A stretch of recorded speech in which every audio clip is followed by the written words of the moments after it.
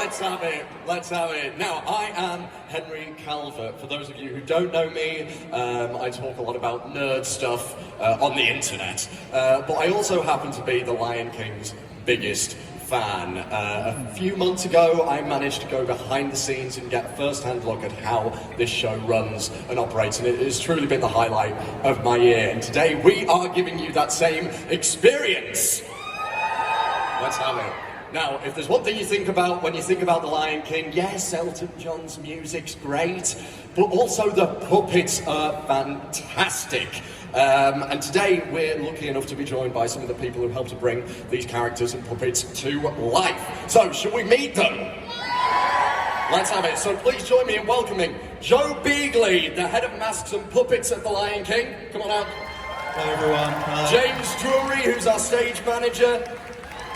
Jen Leach, who's from the Masked and Puppets team, Gary Jordan, who plays Zazu, Ricardo Walker, and Stephanie Lowe. Come on out, gang. Look at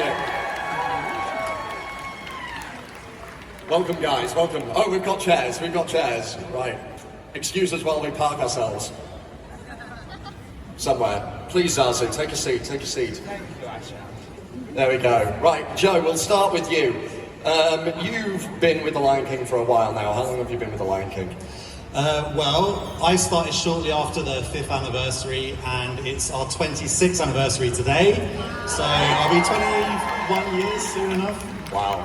And can you tell us a little bit about your role within the puppet and mask department? So I look after all the masks and the puppets, along with another 5 people in my team. And essentially what we do is we come in and, you know, we make sure all these things are looking as good as they did when they opened back in '99. Wow. And how many puppets are in The Lion King? So there's 232 puppets used in each show. Wow. But we actually have way more than that because we have all the spares of things, and there are many elements that are fitted to each individual performer. So we might have multiples of Simba, Nala. Yeah, and there's so many different puppetry styles involved with the show, right? Every character and puppetry style feels unique, right? And most importantly with The Lion King is the double event. Now, can you tell us a little bit about that? Well, the double event, I mean, essentially Julie Taymor, when she directed the show, she didn't want to hide anything from the audience. So the idea being is that a performer, you can see the performer as the character and the puppet as one entity. So actually, Stephanie, can I borrow you? It's a great example here. Guys, do you mind helping her dress into the cheetah? So the double event basically means, you'll see in a moment, when Lilo here, or Stephanie, she's going to be dressed up as the cheetah, but you'll notice that we don't hide her as a performer. She's not hidden away from you, but she essentially becomes part of the cheetah. Yeah, that's great. That's amazing. And how long would you say it takes to make something like this, the cheetah? Well, so the cheetah is, I mean, there's so many different mediums go into this. So the head itself is made out of carbon fiber. Most of our elements are made out of carbon fiber because it's super light and durable. But the actual body of the cheetah is made out of plastizote foam. So that's essentially, there's a pattern that we follow, and you glue all these bits of foam together, and that makes the cheetah part. The legs are made out of plastizote as well. But then actually painting her, I don't know, I mean, Jen, how long do you reckon it'll take you to paint that? Oh, maybe like a couple of weeks. A couple of weeks paint work. And then, you know, obviously, making the things is one thing, but it's all the refurbishment work that we do as well. So let's say Gary here, who's Zazu, if he goes on holiday, we would take that, like if he's gone for a week, we would take that opportunity to completely refurbish his bird. So we would strip all the feathers back, replace them, and he'd get a complete repaint on the face, the legs, the wings. That's amazing. And what I love about all of these puppets as well is that they're uniform kind of across the world in The Lion King, but yet each mask is so solely made to the performer as well and cast. That's right, yeah. So we use a thermoset in plastic to mold it to each performer's head, so it's very bespoke to each person. So that's why we have multiples of Nala and Simba, because the mask is stitched onto that plastic, which is fitted specifically to that performer. Got you. I mean, it looks like Stephanie's nearly fully transformed into Cheetah here. Stephanie, what's it like bringing this creature to life? How do you get into the headspace of bringing this to life, I guess, yeah? In the teaser track, you're actually very isolated. So you actually have time to like speak to the puppet. You're like, okay, we are one. And then we go. Can we go? But here we go.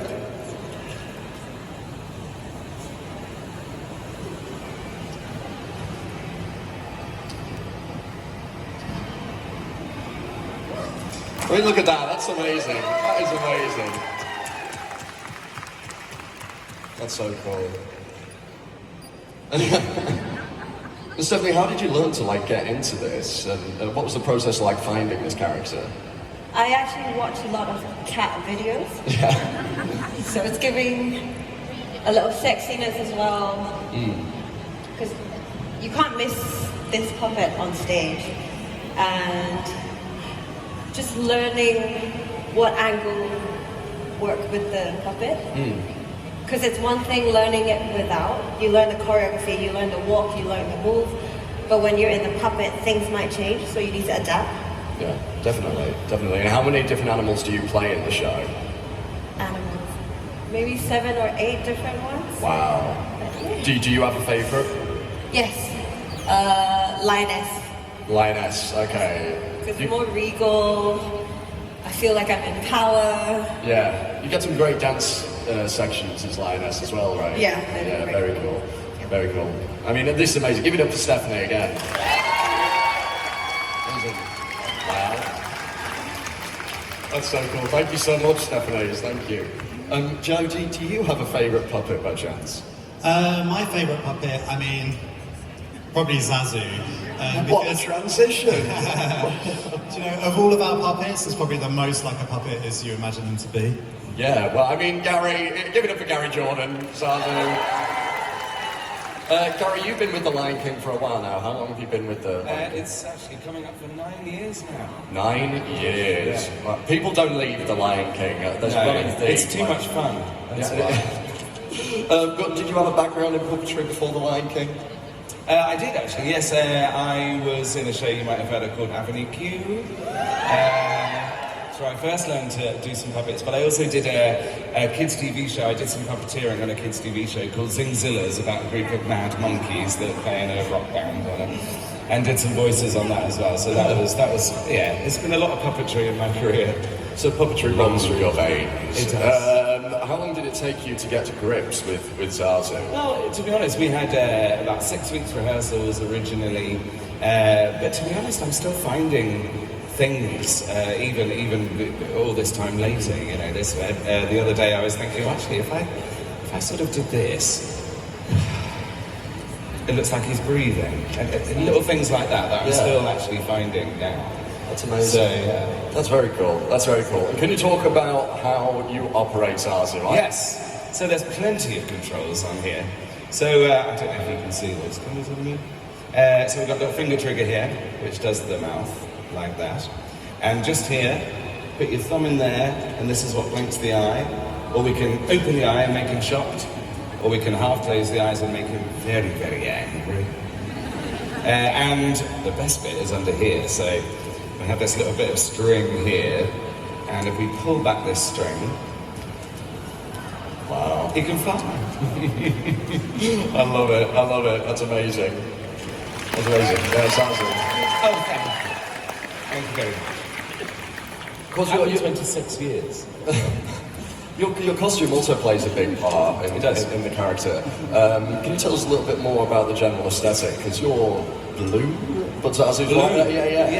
Yes. So, actually, my costume is blue. I think there's one of my costumes around here somewhere that you can have a look at, but it's all blue and white because basically I represent the sky. So, with Zazu being white, you'll remember Zazu from the cartoon was actually blue, but with Zazu being white, it stands up. It stands out much better against my blue costume. So, when people say, what do you play in The Lion King? I play the sky. This is the main man here. Yeah. I love it, I love it. And what do you just love about this character and this puppet? Like, what keeps you staying in The Lion King for so long and with this character? Just the fact that Zazu is just so shady, isn't he? Like some of his lines that he says, especially to the young kids or to Scar, he's just so very, very shady, and it's really lovely to bring that performance into the character, and definitely into the puppet as well. And as I say, still trying to find sort of new things to make it look more like it's this dude that's saying something, and not this one here. I love it, I love it. Well, you're doing an amazing job, man. Thanks. I love it, I love it. Give it up for Gary Jordan. Give it up for Gary Jordan. And Zazu, of course, Zazu. Take a seat, sir.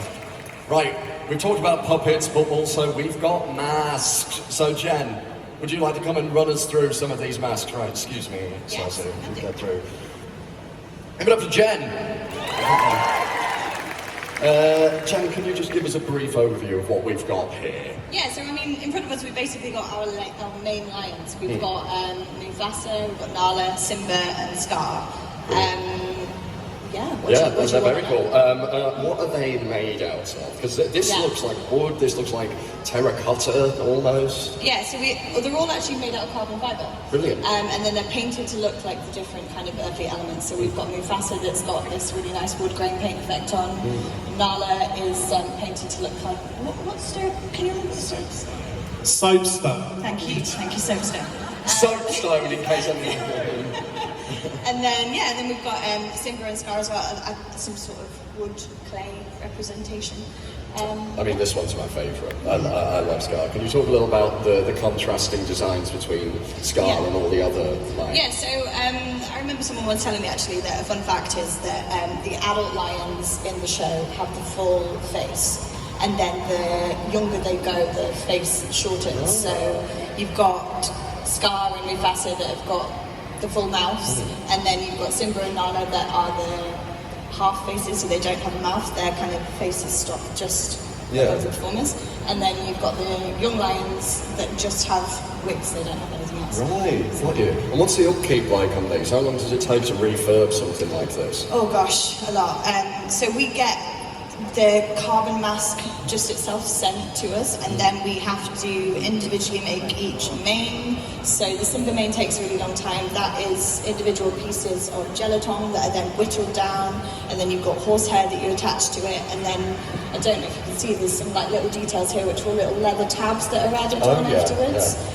The same with the Mufasa thing. It's like balsa wood that are then whittled and carved down, and then you've got peacock feathers that are added to the top as well. That's amazing, that's amazing. Now, I'm sure there's plenty of people out here who want to be actors, performers, but there's also probably loads of you that want to get involved behind the scenes, and this is such a unique job. How would someone get involved in this, would you say? What are qualifications, anything like that they would need to get into this? So I went to Guildhall School of Music and Drama, and I did... Anyone like GSA? Do you like GSA? Yeah, there's a few of them. And so I did the design realization pathway, I did scenic art, prop making, and scenic construction. Wow. I would say this comes under the prop making remit of it, but also having that scenic art knowledge is really helpful to do the different wood grain techniques and things. But we also have people in our team that have done London College of Fashion degrees, we've got Wimbledon School. We had someone with a music degree. We did, yes. So if you have that kind of practical mindset, I think you can apply it to... Definitely. I love that. That's great. Give it up for Jen. Thank you, Jen. Right, speaking of behind the scenes, we do also have Mr. James, our stage manager. Come on, James, do you want to join me behind here? Hello. I think this could be our interview location now. James, what does a typical day look like for you at the Lion King? So I normally start at least 3.5 hours before the show. You're very tall as well. Well, I'm wearing my lifts today as well. Like, stand up straight. Sorry. So I start about 3.5 hours before the show. Along with the creative department and company management, we do the covering sheet. So if anyone's on holiday, illnesses, Creatives will decide who's going to cover them, basically, and then it's my team that distributes it to everyone. Okay. So then teams like Puppets and Wardrobe know which masks they need to set ready for the show. Then we do warm-up, so I'm at warm-up with everyone, so I can give notices or hopefully not tell anyone off for being too loud. Do the show. It's always you. It's always Gary. In fact, when I went to The Lion King, I got the chance to do a warm-up with the cast. And A, I realised how unfit I was. And B, I realised just how diva-ish this man can be. Because him and George, who play Scar Turtsby, they go, if you and the cameras weren't here, we'd be in our dressing room. It's true. It is true. But yeah, I mean, Lion King's been running for years. How long have you been involved with it? I first joined 10 years ago. I had a little break. But 10 years? This man looks I'm like only mid-20s. Like, what? With it being such a long-standing show from across the world, like it's been played everywhere, how do you keep each performance fresh and unique for the cast and crew and also the audience? Mm-hmm. So I think for the cast, a big thing is that warm-up, because a lot of people don't actually see each other during the show, so they get to connect and say hello, see how you're doing, then do the show. Also, because we are 26 years old today, technology has changed, so we're constantly looking at ways to upgrade the lighting, upgrade the automation, but without ruining the integrity of the show. So that helps the crew out. We make everything lighter. Yeah. Things are just more streamlined. So I think that keeps all of us going, and it still makes the show look as good as it was on day one. I love that. What's one of the biggest challenges that you faced while stage managing at The Lion King? Yes, so I've been in charge since January, and the biggest thing is just it's a huge stage. We have 50 people in the cast, massive puppets. If anyone's seen it, we've got a massive elephant. So part of my role is just overseeing everything. I don't really do cues in the show. I watch all the automation, make sure no one hits anything, falls over. So that's my biggest challenge, is just having eyes over absolutely everybody and keeping the show running, keeping everything as safe as possible. I was going to say, with all those moving parts, the level of coordination that you need must be mega. How many people are on your team? We have 7, but it takes 5 to run the show. Got you.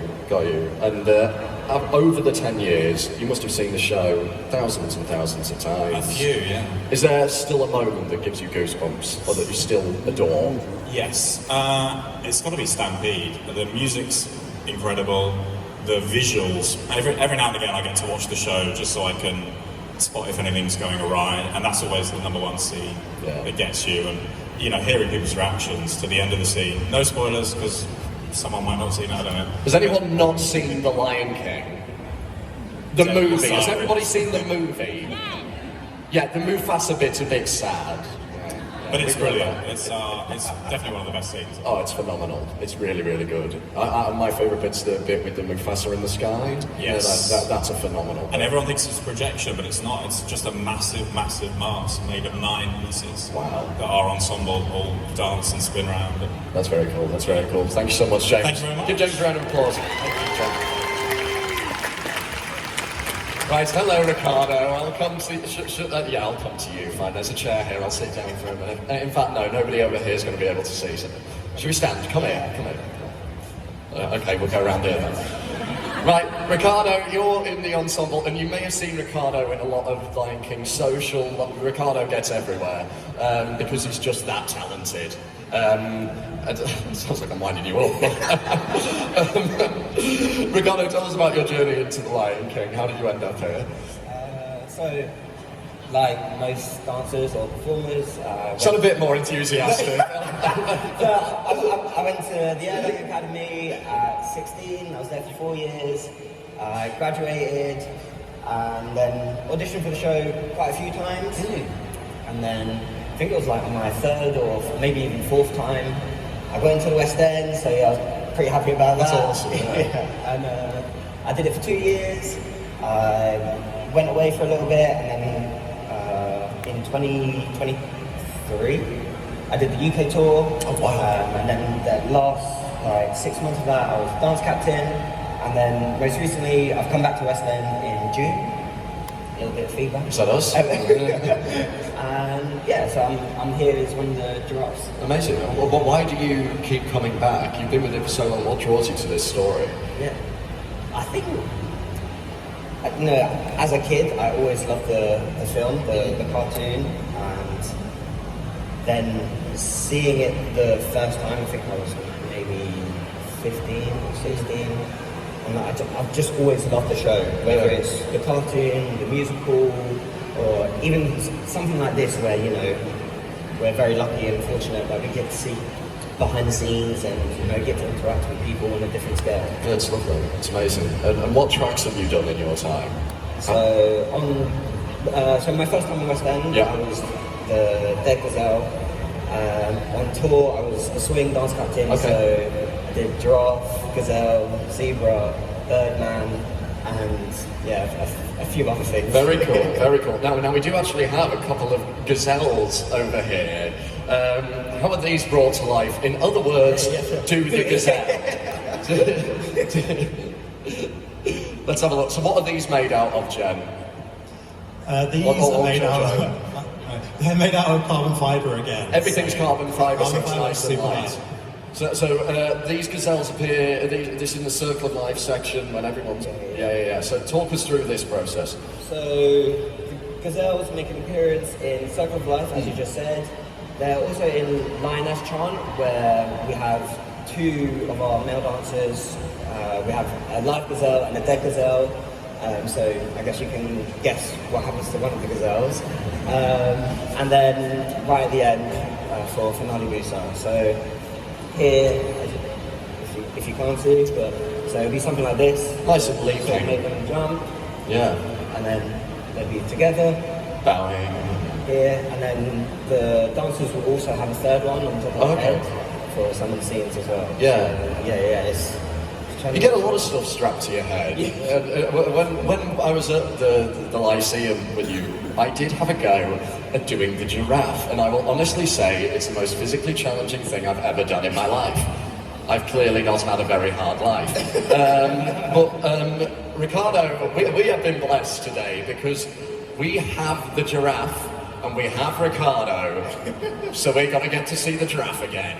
Let's go. Right, so talk us through how we get into the giraffe. So first of all, shoes off. Climb up this lovely ladder. Can we put the head up? No? Okay. Right. Now, Joe, if can I borrow this? No, oh, you've got one. That's fine. Joe, if I'm right in remembering, you said that sometimes when people try and do the draft, they can't even get off the ladder. Is this just a chance for you to brag that you managed to stand up? So, yes. Often, you know, people join us from the show, they've not done any puppetry, they've not done anything like this before. We've had it where people have been learning the stilts and they've not even been able to get up for like maybe a week. But eventually people manage it. But you managed to stand up on day one. Congratulations, well done. I got halfway across the stage, thank you, and then my legs nearly gave out. Also, I would not have thought that Joe doesn't perform. You are taking to the stage like a duck to water. You're such a natural at this. When you're around it all the time. Exactly. Right, Ricardo, you're all strapped in. Yep. I was so nimble with it. Oh my days. Look at that. Right, what's going through your head as giraffe? Like what are you thinking? Is it balance? Is it core strength? What's the main focus? I guess when you're first learning it, 100%, like making sure that, you know, you're engaged, like, especially your legs. I think, for me personally, when I was first learning it, I was so focused on my front legs, I was kind of like almost dragging my back legs, because I was just like, okay, I just need to focus on where I'm going, you know, just go forward. But actually, your legs are quite important, and making sure that you really lift them up, and instead of just like, dragging them along. I mean, we say everything here is made of carbon fibre because it's so light. These back legs aren't that light, I would say. It is quite heavy, so the strength that you have in your legs to be able to lift them and drag them forward, it's intense. It is intense. Yeah, it takes some getting used to, especially because, you know, they are behind you, so you, like in rehearsals, you're not always thinking about your legs, but you soon learn that actually they're just as important as the front arms. Yeah, and you also dance as a giraffe somehow, which I can barely fathom. It was just a little bit of that. Yeah, a little too. Look at that, yeah. Woo! Maybe a little salsa, no, JK. You are nimble. You're like right agile, lad. Are we sticking the head on, or is that? Not this time, I can show you. Not this time. Let's have a look at the head. Let's have a look at the head. It was the most peculiar sight when we were at the Lyceum, seeing Ricardo strap this thing on and just staring at me. But talk us through the head, Joe. So again, the head is made out of carbon fibre, and it normally would sit on his head like so, and at the back of it, it's got a little piece of metal here. If you imagine, even though it's made out of carbon fibre, it's quite long, so it makes it very top heavy. So Ricardo here would have a bit of body padding on under his costume, and then there'd be a bungee that would run from this support down into his costume, take some of the weight for him. Amazing, amazing, I love that. Right, Ricardo, give us a loop, and then we'll get you out of there. Show off to the people. Look at him. There we go, there we go. That's so cool. I'm so jealous. Look at you go. You've done it, you don't need to be jealous. But no, I'm jealous that you can do it well. That's all. Right, thank you, Ricardo. Right, that is all of our allocated questions, but we do have time for Q&A from all of you guys. So, if you have any questions, have a think. For any of our wonderful team, have a think, and I will come, or someone will come, or just shout at me with a mic. Does anybody have any burning questions that you would like to ask the team at the Lion King? Raise your hands, and I'll try and get. Is that Shrek? Shrek. What are we?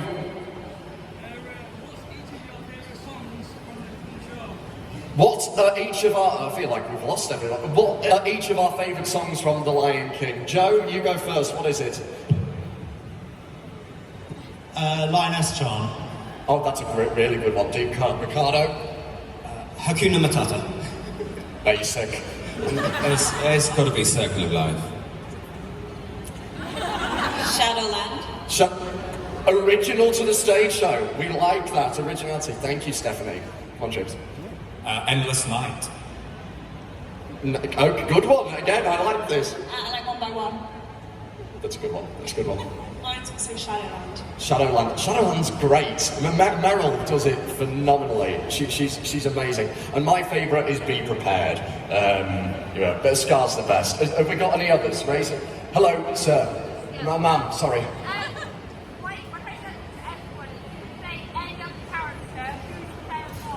Okay, if you could play any other character, who would you play and why? Timon or Zazu. I think Timon's a great shout. Gary? I do play another character. I also understudy Scar as well, so that's always good. He's multi-talented. Look at him, he's amazing. We love Scar. Stephanie? Ed, because you get to be silly on stage. We love that. Do we? The cheetah. The cheetah, and I would like to be Scar. There's a running theme with me. I like Scar a lot. Have we got any more? Hello, yes. How do you prepare for a show on a weekly basis? A vocal prep, warming up, all that stuff? I mean, everyone's of course different, and everyone does their own sort of warm-up, but yeah, usually a good physical warm-up, good vocal warm-up, making sure you've eaten properly, you're hydrated.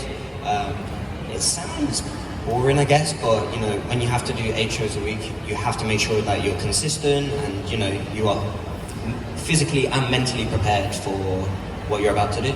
I love that. Would you guys say it's pretty much similar? Absolutely, it's a difficult one with everybody's tracks. They're all very, very physical in their own sort of different ways. So you really have to sort of time what time you can eat, otherwise you're going to get a big sort of dinner suddenly, suddenly you start a bit hungry. Exactly. It's amazing. Yeah, so you kind of end up eating light around sort of 4 o'clock in the afternoon if it's an evening show, and then maybe have something when you get home. Yeah. I'd say warm-up is important, but cooling down after a show is also important because you have to go again the next day. So make sure you cool down. Definitely. What was the question? How do we go for a show? Yes. I mean, for us, the biggest thing is we have to do a preset. So, people get sick, people go on holiday, so we have to make sure that all those elements are ready for the performers. But, a big part of our day is just making sure that everything looks super fresh and ready for the show. I just turn up. I'm always ready for the show. Yeah, same. Yeah. Okay. Anyone else? Anyone else? I'm trying to. Can I see? I don't know if I'm going to be able to hear that far. Yes. Hello.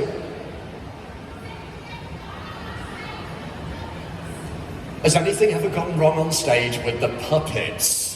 I mean, yeah. So we've been running for 21 years now, and they're doing 8 shows a week. So yeah, things go wrong. I mean, I can't want to be. I'm using Zaz all the time because it's my favourite puppet.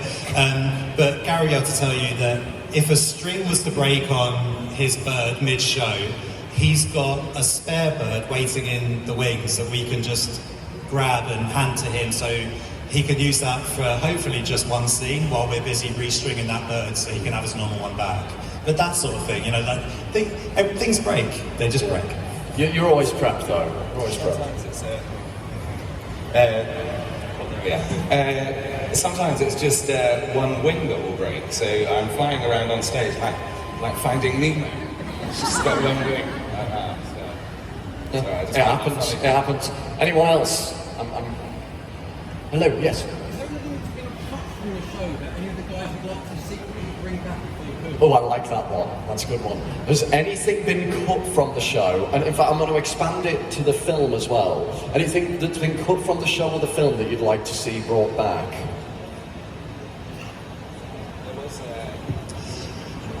So, when the show first opened, it was a very, very long show. So, in order to make it more palatable for you guys, our lovely audience, we had to be a bit ruthless and take away some scenes. Now, for me, one of those things ended up, there were these bugs that used to go across the stage in Hakuna Matata. And they were beautiful because they used to basically be dragged across the stage and had these little mechanisms on them. And they were kind of puppets, so yeah, obviously I thought they were cool. That's right, yeah. There used to be, way before I joined the show, there used to be a song for Zazu called The Morning Report, which was actually cut from the movie. Is that when Mufasa and Simba are like pouncing practice? Yes, little doing the pouncing practice, yeah. Pops up. Yeah. They cut my song. Classic. Anyone else? I can't see. Hello, yes. What's the funniest mess up in rehearsal or on stage? What's a funny mess up from rehearsal or stage that springs to mind? Henry Calvert in Warm Up.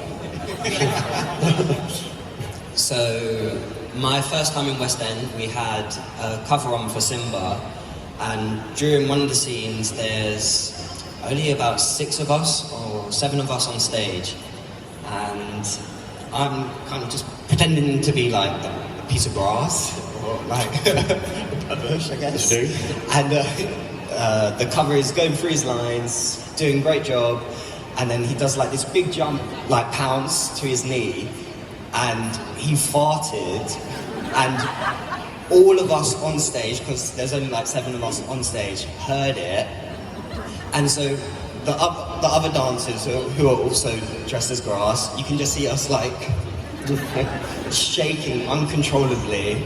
And then I didn't see him till after the show, and as soon as I saw him, we both just burst out laughing again. So yeah, that's great. If any of you have ever played a tree in the Nativity, don't worry, you can always grow up to be grass. So You're catching strays today, eh? Gary, have you got any? I mean, just a couple of weeks ago, we'd done Circular Life. I came on for the very first scene. It's just me and Scar. My very first line, I came running on with all the energy in the world, tripped over my own foot, and face planted in the middle of the line. Got whiplash. It's lovely. But actually, Joe was very, very happy with me, because as I went down, my only concern was the puppet, and I lifted the puppet up, landed on my hip bones. But when we were, James and I had to watch the video back to make sure that there was nothing maybe on the stage that I tripped over, made sure it was my own stupid fault that I tripped over my own foot. But when we watched back the video, I go like right in the middle of the line, and then for some reason I go, oh! I don't know why I did that, and poor George, who plays Scar, was trying the rest of the scene not to absolutely crack up laughing, so I was on the floor.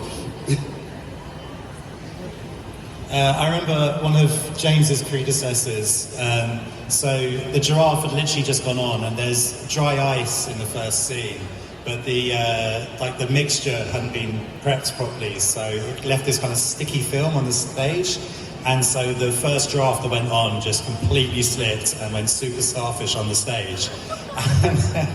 And this lady just from stage management just literally grabbed his leg and just pulled it off. It was like this kind of soggy daddy long legs just being dragged off stage. Brilliant. I think we've got time probably for one more. This ends at 10:45, right? Yeah. Right, we've got time for one more. Hello, yes. What's our favourite line in the show? Let's go along the line. I can't think. Okay. Jeez, one word's a lie. I'm surrounded by idiots. Great choice. Be prepared. Be prepared. Ed's line, which is...